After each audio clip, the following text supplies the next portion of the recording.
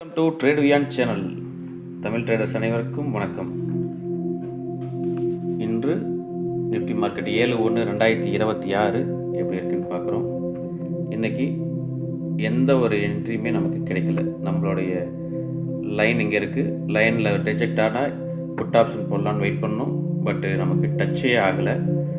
சரி, நெக்ஸ்ட்டு வேறு எதுலையாவது இருக்கா அப்படின்னு சொல்லி நம்ம பார்த்தோம்னா பேங்க் நிஃப்டி நமக்கு அந்த என்ட்ரி கிடைக்கல. சென்செக்ஸ் பார்த்தோம். சென்செக்ஸ் நாளைக்கு எக்ஸ்பைரிங்கிறதுனால அதை கொஞ்சம் வாட்ச் பண்ணணும். ஸோ அதுலேயுமே பெருசாக எதுவும் நமக்கு என்ட்ரி கிடைக்கல. பேங்க் நிஃப்டிலையும் சேம் கான்செப்ட் தான்.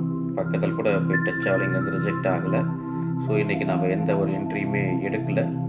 சரி, இப்படி என்ட்ரி எடுக்கலை அப்படின்னா ஏன் அப்படின்னு நம்ம யோசிக்கணும்.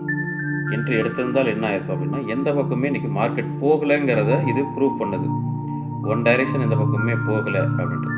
அதுக்கு ஒரு சின்ன உதாரணம், இன்றைய நடந்த மார்க்கெட்டை டே கேண்டலில் வச்சு பார்த்தா உங்களுக்கு தெரியும்.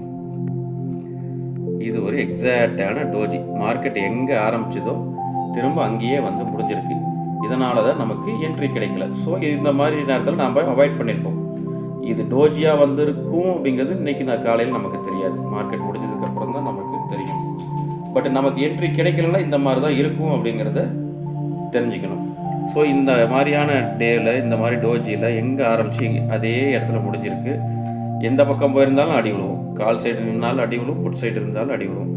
அதனால தான் நம்மளோட சீக்ரெட் லைனில் நமக்கு இன்றைக்கி அது என்ட்ரி கிடைக்கல.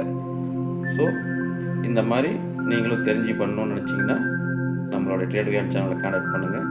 ஸ்க்ரீனில் தெரிகிற நம்ம நம்பருக்கு வாட்ஸ்அப் பண்ணுங்கள்.